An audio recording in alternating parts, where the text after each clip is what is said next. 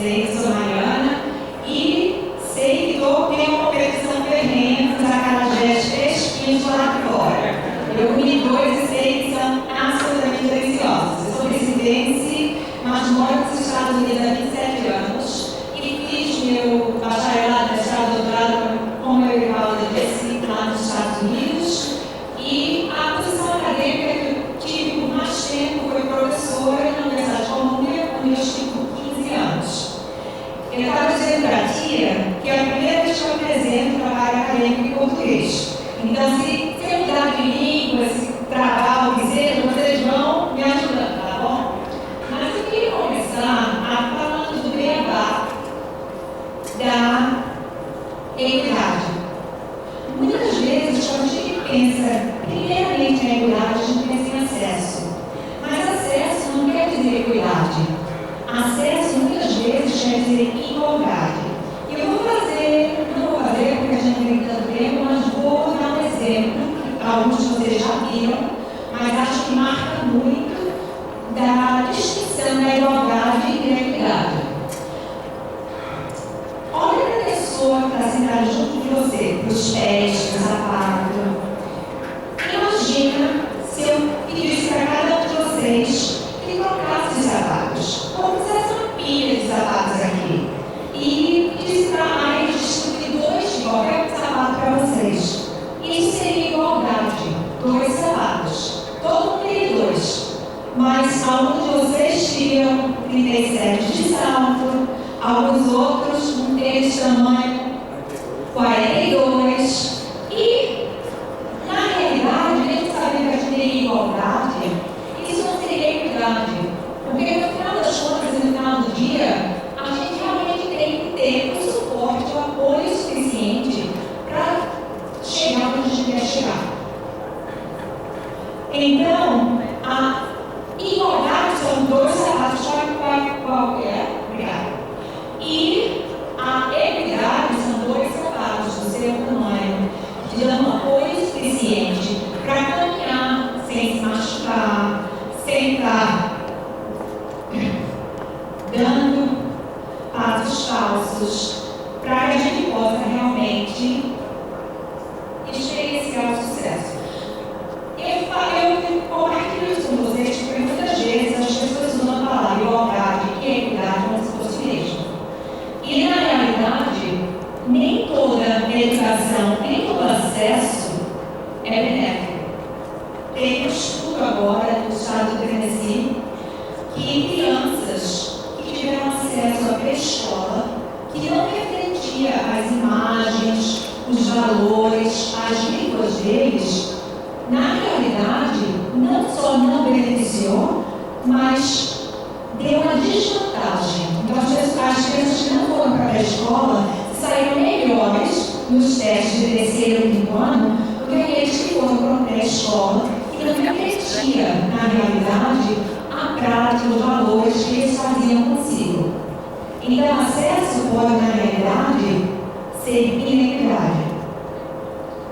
Na sociologia racial, e eu estou aqui inspirada pela Tracy McMillan-Kaplan, a gente sabe que muitas vezes a gente fala de exclusão e inclusão, como se inclusão fosse só inclusão. Como se a inclusão fosse só uma inclusão física, mas na realidade não é. Muitas vezes a gente fala sobre como se fosse inclusão, é uma inclusão periférica, que na realidade é uma exclusão. O núcleo da sala de aula, do currículo, das interações, é realmente definido por políticas restritivas de pertencimento e tudo se dá de acordo com a sociologia racial, o núcleo e a periferia, ou seja, inclusão e exclusão, eles são construídos pelo posicionamento dos indivíduos, das comunidades, dos conhecimentos, das práticas e dos valores da sala de aula, do currículo, na avaliação, determinando o que e quem pertence. Quem se vê no currículo, roteiramente? Quem não está no currículo? Está no currículo assim, uma, duas vezes. E qual é a mensagem que a gente dá quando isso acontece? Os resultados das pesquisas mostram que às vezes, quando a gente está buscando justiça, a gente está causando danos em nome da justiça. E a gente está promovendo traumas. E isso não é uma coisa que a gente quer fazer. Mas isso acontece porque a gente adota noções de justiça que são alinhadas com o direito inglês, definido como proteção e propriedade dos privilégios. Desculpa, só vir para cá. Isso acontece porque adotamos noções de justiça alinhadas com o direito inglês da Inglaterra, definido como a proteção da propriedade dos privilégios, ou porque conceptualizamos a justiça criminal como se abrangesse o conceito de justiça. Eu compartilho com vocês da Maisha Wen um referencial teórico para a identificação de danos na educação. Esse referencial teórico nos leva a questionar que danos foram causados, que obrigações temos, como podemos melhorar a educação, fazendo-a mais justa, como podemos suspender e reparar os danos causados. Inicialmente, esse referente teórico tem várias camadas. A gente vai começar com a camada histórica. Então, a gente sabe da história que a discriminação, o racismo, a inequidade não vem de hoje, vem de muito tempo atrás. Mas como a gente sabe que em 1839, um cientista chamado Samuel Morton fez um estudo de capacidade cranial que priorizava a inteligência. Esse estudo teve muitas falhas, mas porque ele resolveu descartar os crânios maiores de pessoas negras e descartar os crânios menores de pessoas brancas. O que significa que não foi uma pesquisa ética, foi uma pesquisa manipulada. Essa pesquisa foi laudada por pessoas como Darwin. Então a gente sabe que o racismo científico começou a partir daqui, talvez até antes disso. O Globo publicou recentemente uma matéria sobre isso. O estudo de crânio serviu como base à falha ciência do racismo. Como é que a ciência foi usada para estabelecer o racismo? Muitas vezes a gente pensa em ciência como se não fosse impactada pela exclusão, pelo racismo, mas na realidade isso é muito parte do que ocorreu. Eu compartilho com vocês depois o vídeo que vai tocar agora, eu só vou tocar por alguns minutos, segundos, para vocês verem. This Native American skull was collected from the battlefields of the Second Seminole War in the mid-1830s. Essa é uma indígena. The bullet hole provides a lasting reminder of what happened to those who fought to defend their homeland in 19th century Florida. This is just one of 78 illustrations of Native North and South American skulls, featuring Samuel George Morton's. Eu compartilho o link depois, o vídeo em inglês, mas eu acho que vale a pena, porque é um catálogo do crânio americano e realmente demonstra ou propaga o mito de que as pessoas negras e indígenas são menos inteligentes porque têm crânios menores e as pessoas brancas são mais inteligentes porque têm crânios maiores. E hoje em dia ainda as pessoas têm essa imaginação. As pessoas negras são menos inteligentes, menos capazes.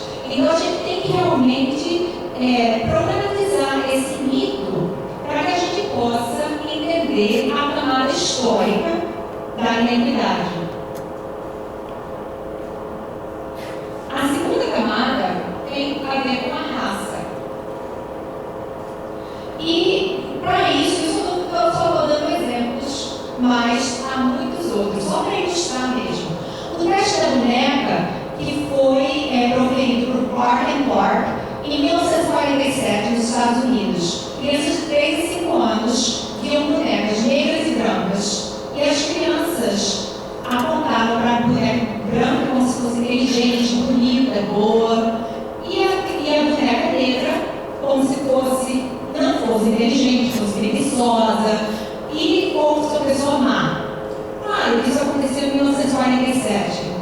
continua hoje.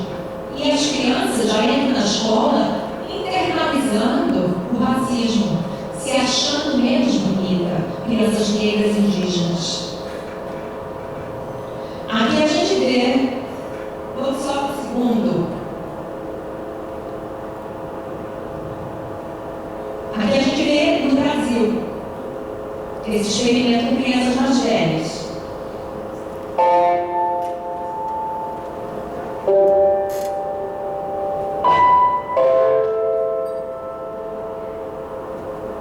Qual é a boneca branca? Essa. Qual é a boneca negra? Qual das duas bonecas você acha mais bonita?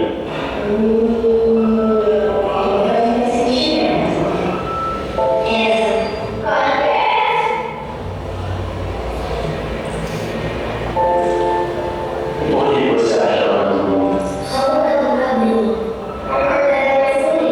Qual boneca você acha feia?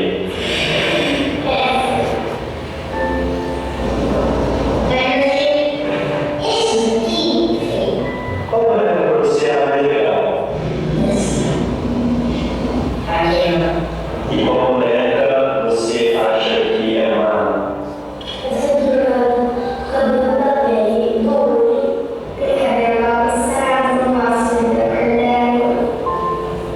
O que te incomoda na cor dela?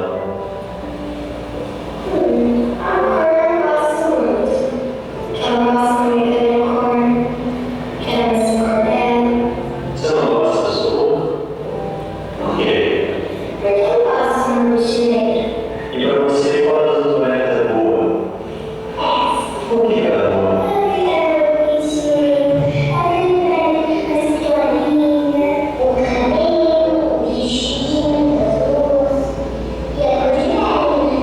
Qual das duas bonecas você acha que se parece mais com você? Diz pra mim, qual boneca que se parece mais com você?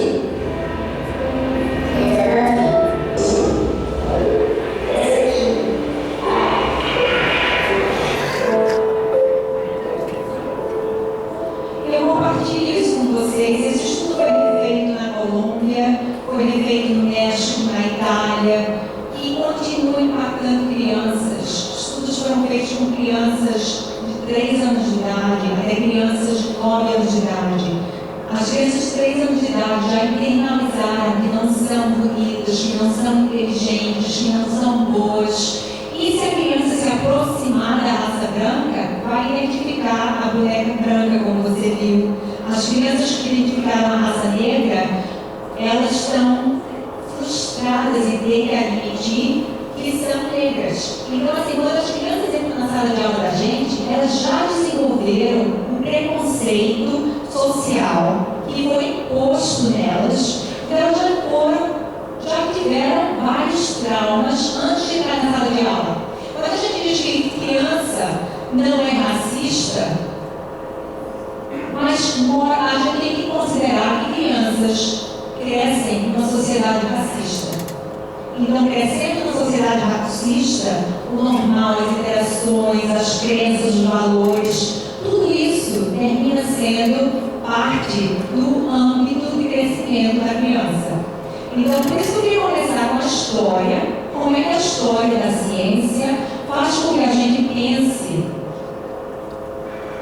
e associe inteligência à raça e como é que a raça impacta como a criança se vê e como a criança é tratada. Às vezes a gente vê uma criança de 10 anos de idade, muitas vezes se a criança de 10 anos de idade for branca, é uma criança. Se aquela mesma criança for negra, já não é uma criança, já é uma adolescente. Então, assim, a gente trata diferente, a gente tem uma maneira diferente de ver socialmente. E a gente tem que desfazer isso. Então, esse conceito, a raça, é importante para a gente entender como crianças negras são consideradas não pertencentes a categorias associadas à inteligência, beleza, bondade. Isso significa que as crianças negras internalizam a ideia de si mesmas como inferiores. Então, para ensinar, a gente tem que desfazer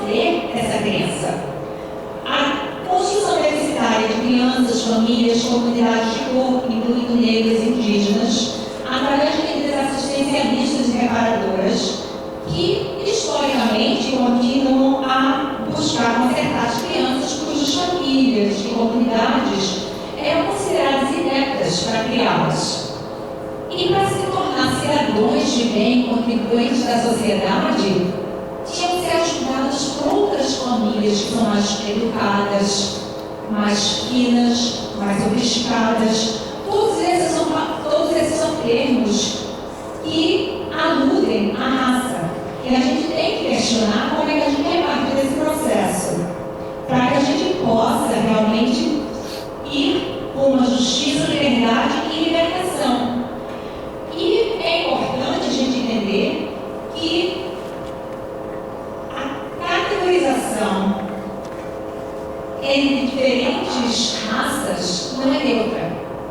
O neutro, o normal, é branco. As outras pessoas são as pessoas diferentes. Então, a definição da raça, se a gente diz, eu sou afro-brasileira, eu não digo eu sou brasileira. Se eu disser eu sou brasileira, qual é a minha identificação racial?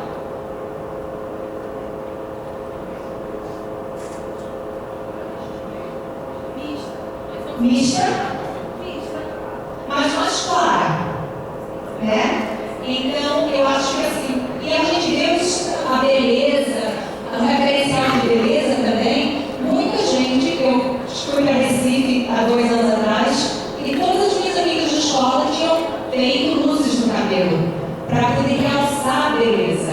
Um louro como realçando a beleza. Então, a gente tem que se distanciar o mais que pode, muitas vezes, e isso influencia como a gente está tratando as crianças. A próxima camada desse referencial teórico é a justiça. E a gente vai definir a justiça um pouquinho, porque muitas vezes, quando as pessoas falam de justiça, a gente está falando de coisas diferentes. Então, eu quero começar com a definição do Museu Americano de História e Cultura Afro-Americana, que diz que quando a justiça se baseia no direito inglês da Inglaterra, a proteção da prioridade dos direitos é de fato de acordo com os aspectos e pressupostos da supremacia branca e da cultura branca. O que no nosso caso seria justiça e não justiça. Então eu quero falar também sobre outra definição de justiça. Essa outra definição de justiça é o que eu chamo de criminalidade, não é justiça. Essa criminalidade significa que o crime é a violação da lei e do Estado, como se a lei e o Estado não tivessem sido definidos por liberações humanas. As violações criam culpa e a justiça exige que o Estado determine a culpa e impõe a punição. E o foco realmente é que os infratores recebam o que merecem. Muitas vezes, essa é a definição de justiça que a gente tem na cabeça, que foi introduzida na escola. O tipo de justiça que eu quero falar hoje realmente leva em conta as condições que as crianças, que as famílias e comunidades estão experienciando. Então, é a justiça restaurativa. O crime é uma violação das pessoas e das obrigações sociais. Se as pessoas não têm comida, não têm teto, é uma violação da humanidade deles. A justiça envolve vítimas, infratores e membros da comunidade, num esforço para corrigir injustiças passadas e presentes. Muitas vezes as pessoas dizem, mas isso foi no passado, não fui eu. Mas a gente está todo mundo interligado, então é responsabilidade de todo mundo. E o foco é suprir as necessidades da vítima e a responsabilidade do agressor para que os danos sejam reparados, danos do passado e danos presentes. A justiça restaurativa é baseada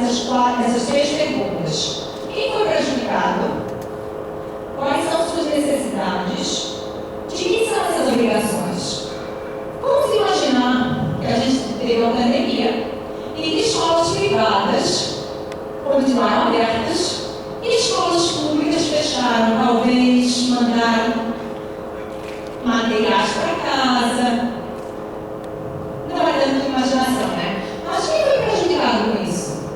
As pessoas que vão para a escola pública. Quais são as suas necessidades? Tem que ter anos extras escolares ou apoios, intervenções. E de quem são essas obrigações? Não são da família, não é da criança, não é da professora, é de todo mundo. Então, até a gente começar a se questionar como é que a gente está prejudicando crianças que estão indo para a escola pública, a gente não vai mudar nada. Finalmente, a língua, comunicação.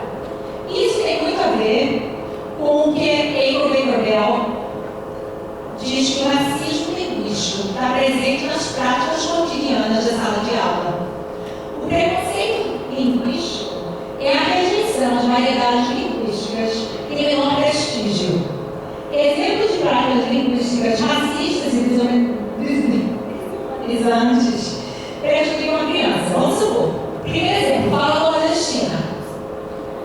É visto como diferente, seja na forma de pronunciar as palavras, no vocabulário, nos costumes.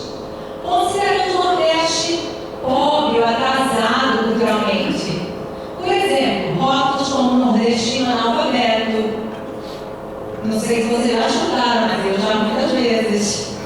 Apesar de eu ter com PhD. E usa a língua portuguesa como ferramenta de dominação. Ah, você não sabe, porque você não fala a língua padrão. Padrão de quem? Quem determina o que é padrão? Quando tem tanta variedade linguística nesse país. E, finalmente, o mito de as pessoas que não usam a língua portuguesa da suposta forma padrão têm um baixo nível de escolaridade e de qualificação profissional, o que gera um fracasso escolar, porque se você não acredita na criança, a criança não vai acreditar em si mesma. Você não vai ter os apoios necessários, não vai ter o nível de instrução, o nível de ensino que é necessário para que possam realmente realizar o seu potencial. E, ultimamente, levou ao fracasso escolar, mas também um fracasso profissional. Ah, mas essa pessoa não fala português bem o suficiente para exercer essa função. E muitas vezes, os males brasileiros caem no Nordeste.